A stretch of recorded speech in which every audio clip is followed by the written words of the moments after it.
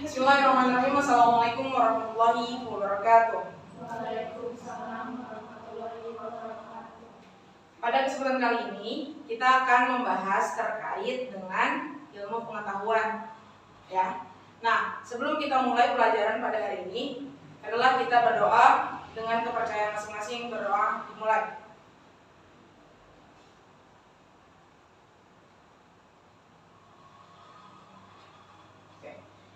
Oke, selanjutnya langsung kita masuk ke dalam materi kita pada hari ini.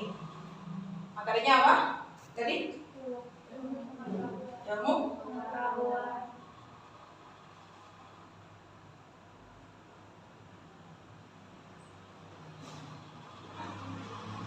Ada yang tahu nggak apa yang maksud dengan ilmu pengetahuan? Misal nih, kalian tahu nggak? Kalian kan pasti pernah dengar ya, ilmu pengetahuan.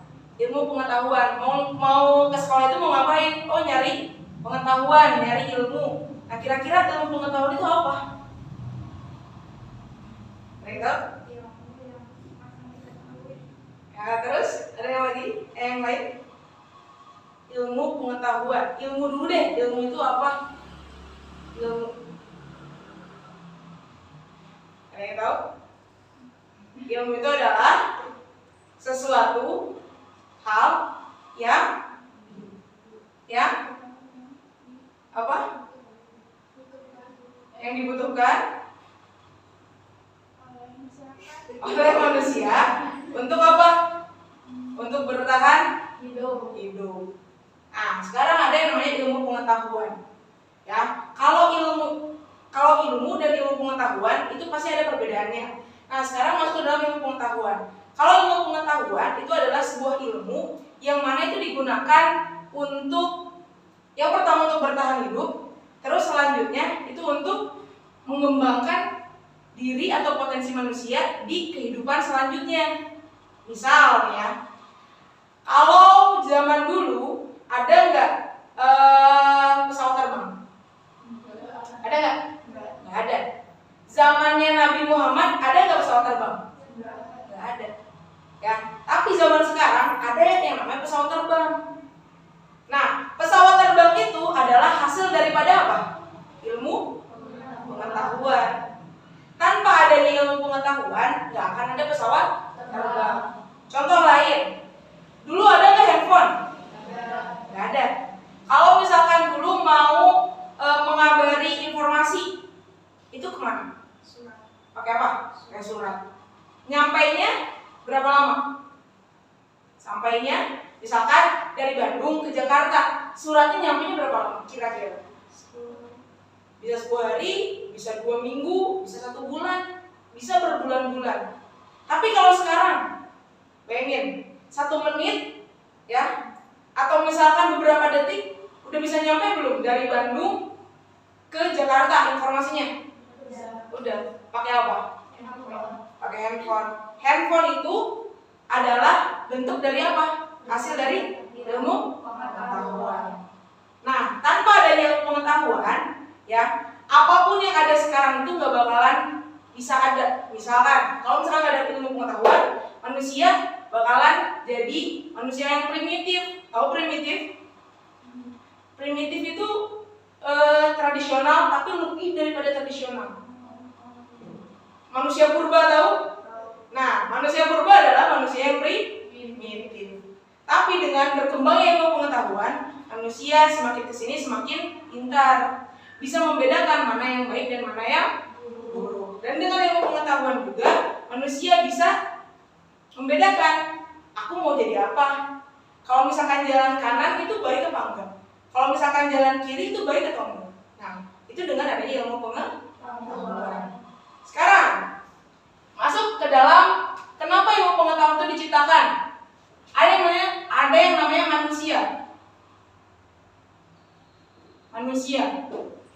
Tahu manusia? Manusia itu apa? Kita manusia. Allah menciptakan manusia. Manusia adalah salah satu makhluk yang Allah ciptakan. Nah, kelebihan daripada manusia itu apa? Ada yang tahu? Berakal. Terus apa? Allah menciptakan manusia dengan selain dengan akal, pikiran, ya. Terus ada apa lagi? Hati nurani. Sekarang tanya ya, makhluk selain manusia yang Allah ciptakan, hewan. Hewan punya akal pikiran? Hewan punya hati nurani? Sekarang selain dari hewan, apa lagi? Tumbuhan. Tumbuhan punya akal dan pikiran? Enggak. Punya hati nurani? Tidak. Selain dari hewan, tumbuhan, makhluk yang Allah ciptakan, apa? Jin. Jin punya akal dan pikiran? Enggak. Punya hati dan nurani? Terus selain jin, malaikat. Malaikat punya akal dan pikiran? Punya enggak? Enggak. Terus punya hati nurani? Punya enggak? Punya? Enggak. Nih, yang Allah turunkan kepada manusia itu sempurna. Manusia adalah makhluk yang sempurna. Allah menciptakan manusia dengan sesempurna-sempurnanya. Ya. Kalau misalkan Allah itu menjadikan jin atau misalkan menjadikan iblis menjadi khalifah di muka bumi, akan menjadi seperti apa bumi ini? Hancur ya. Nah, makanya Allah menciptakan satu makhluk yang diberikan akal, diberikan pikiran, ya, dan diberikan hati nurani untuk menjadi khalifah. Khalifah itu apa? Khalifah apa? Pemimpin di muka bumi. Ya, dengan apa? Dengan kelebihannya, dengan pikiran dan akal serta hati nurani. Kenapa Allah menciptakan manusia dengan akal dan pikirannya serta hati nuraninya? Kenapa? Untuk bisa membedakan antara yang baik dan buruk. Jadi nih, manusia itu kan dituntut untuk bisa membedakan mana yang baik dan mana yang buruk. Mau pilih jalan mana? Mau jalan kiri atau jalan kanan? Mau masuk mana? Surga atau neraka? Itu kan ada pilihan-pilihannya. Pasti di dunia ini tuh ada dua pilihan. Entah itu baik, entah itu buruk. Ya, kalau sedang-sedang, nanti dia nggak akan bisa jalan sesuai dengan tujuannya. Tapi kalau misalkan dia bisa membedakan mana yang baik dan mana yang buruk, nanti dia akan sampai pada tujuan yang dia inginkan. Misalnya, manusia punya tujuan hidup, punya tujuan akhir manusia itu apa?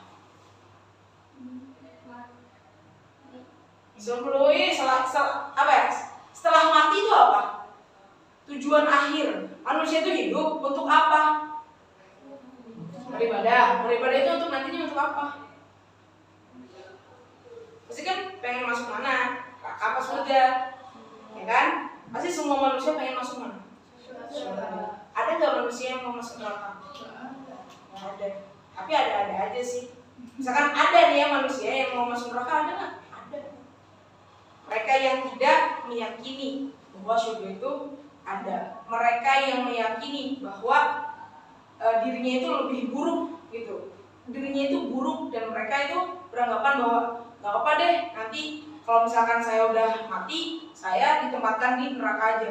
Padahal mereka nggak tahu neraka itu seperti apa. Tahu matahari? Sekarang kita ada di bumi. Panasnya matahari panas banget kan? Panas. Ya, itu tuh jaraknya beribu-ribu atau berpuluh-puluh, beratus-ratus kilometer daripada bumi. Sedangkan nanti ketika di padang mahsyar, ya dikumpulkan manusia, itu nanti jarak antara manusia, kepala, ubun-ubun manusia dengan matahari itu cuma berapa? Itu panasnya gimana? Alhamdulillah kan? Nah, sekarang tadi masuk pada manusia yang diberikan akal dan pikiran. Oke. Dua hal ini adalah kelebihan daripada manusia. Masuk ke dalam ilmu pengetahuan. Ya. Allah menyebutkan di dalam Quran surat Ar-Rahman ayat 33. Ada yang tahu? Ada yang tahu? Pernah mendengar? Nih. yang bunyinya ya ma'syarul jinni wal insi inis tataqtum antanfudu min aqtaris samawati wal ardi fangfudu la tanfudu na illa bisultan. Ada yang tahu artinya? Ya ma'syarul jinni, ya ma'syaro, wahai golongan al jinni jin wal insi dan manusia. Ini statoktum apa? Ini statoktum jika kalian mampu atau sanggup, ya apa? Ini statoktum antangfudu. Tangfudu itu apa? Menembus. Tangfudu menembus min aqtaris samawat, dari ujung apa? Langit, ujung langit, ya. Wal ardi, ardi apa? Bumi, ya. Fangfudu itu apa? Maka tembuslah. La tanfuduna, tidak akan bisa kalian ini menembus langit-langit itu, ya. Kalian itu tidak akan bisa menembus ke atas, ya. Illa apa? Kecuali bisultan dengan kekuatan. Bisa nangkap nggak apa makna daripada ayat yang disampaikan tadi? Apa? Jadi kan nggak bisa menembus tanpa kekuatan, jadi kita nggak akan bisa sampai ke tujuan itu kalau kita nggak ada usaha. Nggak akan ada usaha. Masuk ke dalam ilmu pengetahuan, sambungkan. Ayat ini itu ada kaitannya dengan ilmu pengetahuan. Kira-kira apa? Bisa masuk ke dalam ilmu pengetahuan yang ada di zaman Rasul, bisa masuk ke dalam ilmu pengetahuan yang ada pada zaman ini. Ada yang tahu? Coba. Jika kalian nih, Allah kan menyuruh nih ya kepada jin dan manusia. Nih, jin manusia, kalau kalian itu sanggup untuk menembus langit, tembuslah. Jika kalian sanggup menembus bumi, tembuslah. Tapi kalian itu gak akan bisa menembus keduanya tanpa ada kekuatan. Coba, kira-kira ilmu pengetahuan yang berkaitan erat dengan hal itu apa? Menembus langit, apa? Ada gak? Menembus langit nih, tembus ke langit. Ada gak manusia atau benda yang bisa menembus ke langit? Ada gak? Sekarang? Ada gak? Apa? Pesawat, terus? Roket, ya. Itu adalah salah satunya daripada hasil dari ilmu pengetahuan yang tertera di dalam ayat tersebut, ya. Contoh lain dari zaman Rasul, misalkan ada yang pernah dengar Isra Mi'raj? Isra Mi'raj itu adalah peristiwa ketika apa? Perjalanan malam hari apa? Siapa? Nabi Muhammad. Dari mana? Masjidil Haram di Mekah. Kemana? Ke Masjidil Aqsa. Di mana Masjidil Aqsa itu? Palestina kan sekarang. Terus dari Masjidil Aqsa kemana? Langit itu apa? Tempatnya di mana? Sidratul Muntaha. Sidratul Muntaha itu ada di mana? Di langit mana? Langit ke 7. Di dalam perintah atau peristiwa itu, Nabi Muhammad ke langit ke-7 mau ngapain? Buat kan diperintah terus dikasih perintah buat sholat. Ya, nah di dalam peristiwa Isra Mi'raj itu turunlah perintah untuk melaksanakan sholat yang asalnya, ya, itu beratus-ratus rakaat. Nabi Muhammad itu minta lagi, ya Allah turunin dong, gitu ya, istilahnya kayak gitu. Ya Allah turunin dong, jangan beratus-ratus, turuninlah puluhan, 50, nggak apa-apa. Soalnya umat saya itu, ya kata Nabi Muhammad, umat saya itu leha-leha orangnya, lalai orangnya, gitu. Jadi nggak akan bisa melakukan atau melaksanakan yang berat 100 rakaat. Dituruninlah, kata Allah, udah segini aja deh 50. Nabi Muhammad minta lagi dikurangin. Ya Allah, jangan dikasih 50, mereka nggak akan sanggup. Ya, akhirnya dikasih lagi lah, terakhir berapa? 5 waktu, berapa rakaat? Berapa rakaat? 17 rakaat. Dikasih 17 rakaat aja, ya. Manusia zaman ini, umat Nabi Muhammad masih ninggalin nggak? Masih. Apalagi dikasih 50 rakaat, apalagi dikasih 100 rakaat, dikerjain uang. Ya kan?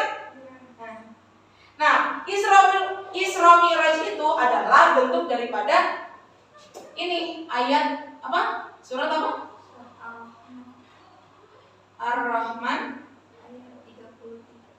ayat berapa? Ayat 33. Nah, yang pertama tadi Isra Mi'raj.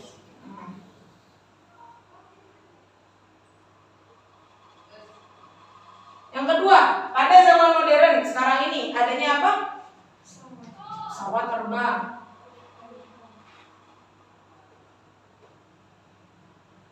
Apalagi? Roket. Nih, coba bayangin, ya. Allah kan tadi bilang, manusia, jin, kalau kalian ini bisa sanggup masuk atau menembus langit-langit, ya, langit, bumi, tembus aja. Tapi kalian gak bakalan bisa nembus kalau nggak ada kekuatan. Kekuatan ini kekuatan siapa? Kekuatan ini kekuatan siapa? Kekuatan siapa? Kekuatan Allah. Nih, kalau misalkan Isra Mi'raj bakalan terjadi, bisa nggak kalau misalkan Allah itu tidak berkehendak? Nggak akan bisa. Coba Isra Mi'raj, ya, ke langit ke-7, Nabi Muhammad pakai apa? Pakai pesawat bukan? Bukan. Terus pakai apa? Hewan. Hewannya apa? Apa namanya? Buruk. Buruk itu artinya apa? Buruk itu apa? Dalam bahasa Arab, ya, artinya itu cahaya, kilat, ya, cahaya kilat. Jadi hewan atau kendaraan, ya, dulu kan kendaraannya itu pakai hewan, unta, terus kuda, terus gajah, dan lain sebagainya, ya. Jadi kendaraannya Nabi Muhammad itu namanya buruk, ya. Buruk itu adalah kilat cahaya. Coba bayangin, sekarang bisa nggak, ada nggak bentuk atau kendaraan yang sama seperti buruk bisa nyampe ke langit ke-7 dalam satu malam? Dari Mekah, ya, ke Masjidil Aqsa, terus ke Sidratul Muntaha, terus balik lagi dalam satu malam, ada nggak? Nggak ada. Nah, itu ada karena adanya kehendak dari siapa? Dari Allah. Tanpa adanya kekuatan atau kehendak dari Allah, maka tidak akan bisa, tidak akan terjadi.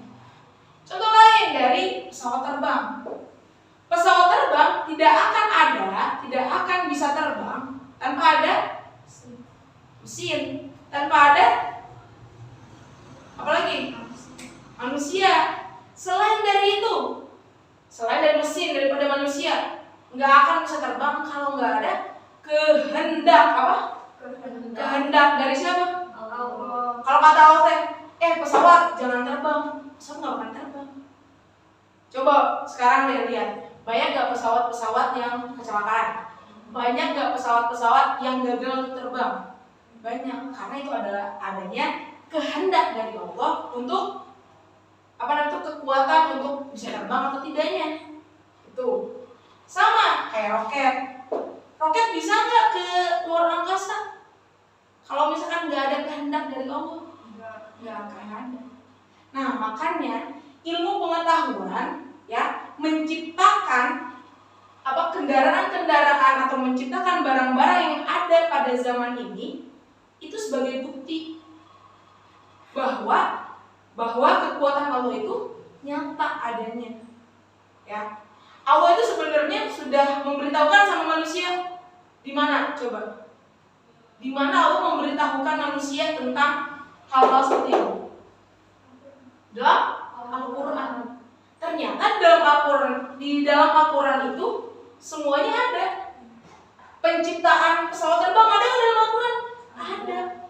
Sains, teknologi, biologi, kimia, semuanya ada dalam Al-Quran. Ya, asalkan manusia itu mau menggalinya, mau mencari tahu apa yang sebenarnya terjadi. Misalkan nih, kayak roket, pesawat terbang, mesin-mesinnya itu dilihat dari mana? Pesawat terbang, manusia ya, menciptakan pesawat terbang itu awal mulanya melihat dari mana? Dari mana? Dari mana? Hewan, apa? Burung. Nih manusia itu melihat, kenapa sih burung bisa terbang? Coba, kalian mikir nggak? Burung itu kenapa ya bisa terbang? Kok bisa sih? Kenapa manusia nggak bisa terbang? Pernah nggak berpikir seperti itu? Pernah? Pernah? Dulu pernah kan? Kayak bingung gitu. Misalkan, kenapa sih yang bisa terbang itu burung? Kenapa nggak gajah aja yang bisa terbang? Coba bayangin, gajah bisa terbang. Bayangin, kayak gimana? Kalau mati nanti. Iya, burung gitu kan? Susah nyusahin orang. Tapi kalau burung mati, dia nggak bakal nyusahin orang. Sekarang jerapah bisa terbang. Tiba-tiba jerapah ditembak dari bawah, terus dia mati, tapi di atas rumah nyusahin orang nggak? Nyusahin.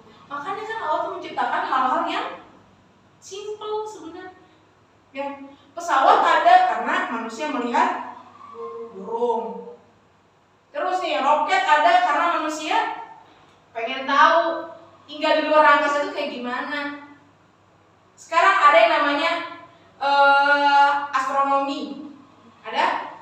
Nah, itu tuh ilmu tentang apa? Luar angkasa. Buat apa? Karena manusia itu pengen tahu, benar nggak sih di luar angkasa itu ada benda-benda, planet itu seperti apa sih gitu. Bintang-bintang itu seperti apa sih? Bumi itu seperti apa? Itu kan keingintahuan manusia, ya kan? Sebenarnya semuanya itu ada dalam Al-Quran. Ada semuanya dalam Al-Quran. Gitu. Nah, asalkan manusia mau cari, oh ternyata itu kayak gini ya, oh ternyata itu kayak gini ya, kayak gitu. Ya, makanya sebagai umat Islam itu harus lebih pintar daripada umat-umat yang lainnya. Karena apa? Kamusnya dunia itu ada di Al-Quran. Asalkan kita mau aja menggali. Ya, kalau kita hare-hare, ya hare-hare, tahu hare-hare? Ya udahlah gitu. Aku nggak mau tahu tentang hal ini. Aku nggak mau tahu tentang hal ini. Ya udah belajar, ikut-ikutan, sekolah, tanpa adanya tujuan. Nah, itu yang salah. Karena umat Islam itu harus menjadi contoh. Karena umat Islam itu harus menjadi pelopor. Pelopor itu apa? Yang duluan gitu. Misalkan ada satu ilmu pengetahuan yang baru, manusia itu harus menjadi seperti ini. Oh, umat Islam harus menjadi yang pertama. Umat Islam harus ada di yang terdepan. Masa kita mau kalah sama orang-orang Nasrani? Mau nggak? Mau kalah? Nggak mau. Pastinya nggak mau kan? Nah, makanya dari sekarang, mumpung masih umurnya belum meranjak dewasa, masih dalam masa-masa sekolah, carilah ilmu yang baik, ya kan? Ilmu yang baik, ilmu yang bermanfaat. Bagaimana menggunakan ilmu itu, ya? Bukan sekolah hanya sekolah, tapi bagaimana kita mempergunakan ilmu yang telah disampaikan. Kayak gini, misal di sini ada tentang ilmu tentang ini. Oh, ternyata ini tuh kayak gini. Oh, cari lagi deh. Ada mungkin di ayat-ayat lain. Kenapa sih manusia diciptakan? Manusia itu tercipta dari apa? Ada dalam surat apa? Al-Alaq. Ya, dalam surat Al-Alaq dijelaskan manusia itu tercipta dari apa?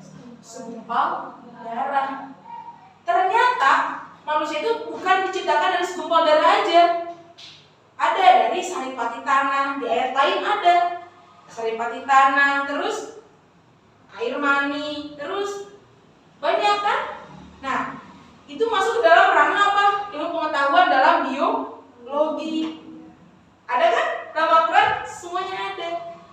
Kalau misalkan pesawat dan roket masuknya ke dalam ilmu pengetahuan apa? Teknologi, sains dan teknologi. Ya, kalau misalkan yang tadi kayak apa ya? Tahu tentang ini, kalau misalkan di laut itu ada yang namanya sungai di bawah laut. Laut itu airnya apa? Asin? Tapi ada sungai di bawah laut dan airnya tawar. Pernah dengar nggak? Nah, cari ya. Nanti cari apakah ada sungai di bawah laut, ya? Apakah air sungainya itu asin atau tawar? Dan ternyata itu ada di dalam kajian apa? Al-Quran. Hebat nggak Al-Quran? Hebat. Keren nggak? Keren. Coba umat Nasrani punya nggak bentuk-bentuk kayak gini? Nggak ada. Hindu, Buddha ada nggak? Nggak ada. Yang punya cuman Al-Quran, umat Islam. Gitu. Karena yang menciptakan siapa? Allah. Yang punya segalanya Allah. Manusia mah cuma serpihan, ya kan? Cuman kalau misalkan ada tanah satu gunung tanah, manusia mah cuma segini, ya, cuma segini, kayak gitu. Jadi sekarang ya intinya kita itu harus banyak-banyak mengkaji Al-Quran, ya. Segala ilmu pengetahuan ada di dalam Al-Quran. Kalau kita mau tahu tentang dunia, ya, selain kita membaca buku-buku yang ada, membaca buku-buku ilmu pengetahuan, kita juga harus membaca Al-Quran. Karena sumber dari ilmu pengetahuan itu ada di mana? Al-Quran. Gitu. Oke? Sekarang ditunjuk satu orang, ya, untuk bisa menyimpulkan apa saja yang telah didapatkan dari apa yang telah disampaikan. Oke? Sebelumnya ada yang mau dulu kan? Ada yang mau? Oke, ngaji ke depan di sini. Ke depan. Dari pertama apa yang disampaikan, yang ketangkapnya aja. Ngadepin ke sana. Boleh. Yang pertama kan membahas ilmu pengetahuan. Ilmu artinya itu sesuatu yang dibutuhkan oleh manusia untuk mengembangkan dirinya atau untuk potensi manusia. Terus manusia itu adalah makhluk yang sempurna, yang dibuat oleh Allah, yang mempunyai akal dan pikiran. Ilmu pengetahuan juga terdapat di surat Al-Rahman ayat 33. Oke. Selanjutnya. Terus dari ini deh, makna dari ayat Ar-Rahman ayat 33 itu apa? makna dari surat Al-Rahman ayat 33 itu kan Ya artinya ya barang siapa yang bisa menembus langit maka tembuslah, dan barang siapa yang bisa menembus bumi maka tembuslah, tapi kalian tidak bisa menembus tanpa adanya kekuatan kalian itu ke siapa? Allah menunjukkan ke siapa? manusia. Manusia dan apa? Manusia Ya, masyarakat. jin. Oke. Ini manusia. Terus bentuk daripada apa yang diutarakan dalam Ar-Rahman ayat 33. Contohnya dari kejadian peristiwa Isra Mi'raj yang artinya perjalanan di malam hari yang dilakukan oleh Nabi Muhammad dari Masjidil Haram ke Masjidil Aqsa, terus ke Sidratul Muntaha untuk menerima perintah dari Allah, yaitu melaksanakan sholat dengan menggunakan kendaraan hewan namanya buraq, yang artinya cahaya kilat. Terus ada juga di zaman modern yaitu pesawat terbang dan juga roket, yaitu sama dari yang pengetahuan bisa diambil dari pengetahuan teknologi dan sains. pesawat terbang, roket, serta perjalanan zodiak juga akan bisa terlaksanakan tanpa adanya kehendak Allah. Oke, sip. Tepuk tangan. Oke. Jadi ini buktinya bahwa kalian sudah memahami atau menyerap apa yang telah disampaikan. Nah, harapannya semuanya itu bisa mengutarakan apa yang telah dipahami. Kadang ada orang yang bisa paham tapi tidak bisa mengutarakan, ya. Ada orang yang susah paham gitu. Ya, susah paham. Berarti kalau misalnya susah paham harus mencari pemahaman ke siapa? Boleh ke gurunya, boleh ke temennya gitu. Nah, kalau misalkan untuk mempermudah kita dalam pemahaman, lebih enaknya itu menyampaikan kepada yang belum paham. Tahu nggak sih, ini tuh tentang ini loh, kayak gini. Nanti kita tuh lebih paham lagi. Nah, makanya ya, dari sekarang ubahlah mindset atau ubahlah pemikiran kita menjadi jauh lebih baik lagi. Kalau kita mau jadi orang yang berguna atau misalkan orang yang sukses di kemudian hari, ubahlah pola kehidupan kita pada saat ini. Kalau misalkan dalam ranah sekolah, berarti kita harus menjadi orang yang rajin, orang yang giat dalam hal apapun. Kalau nggak tahu, belum tahu, cari pengetahuan, itu kejar gurunya atau minta penjelasan ke teman terdekat. Oke? Terima kasih atas waktunya. Syukron. Wassalamualaikum warahmatullahi wabarakatuh. Waalaikumsalam warahmatullahi wabarakatuh.